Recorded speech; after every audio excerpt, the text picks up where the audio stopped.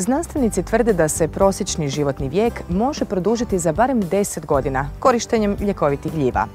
Tvari iz tih gljiva vrlo su učinkovite protiv raka i virusa, protiv povišenog tlaka, masnoće i šećera u krvi, protiv neurodegenerativnih bolesti, a poboljšavaju imunitet i opće stanje organizma. Dr. Miko San, zdravlje iz gljiva, prvi je hrvatski i evropski proizvođač preparata iz ljekovitih gljiva i u samom svjetskom vrhu na tom području.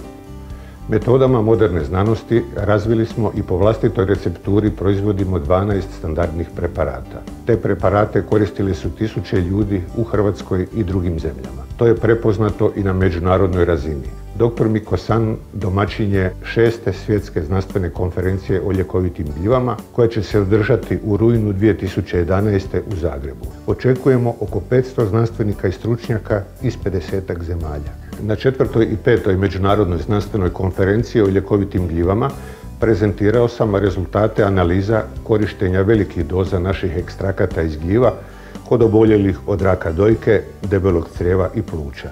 Korisnici su bolje podnosili kemoterapiju i zračenje, živjeli puno dulje i sa boljom kvalitetom života.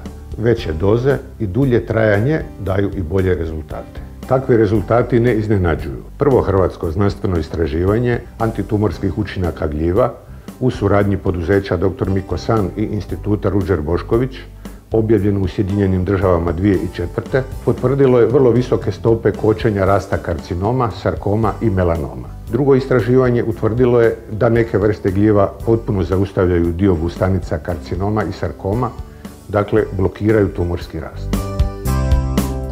Mi vam možemo pomoći. Dr. Miko San, zdravlje iz gljiva.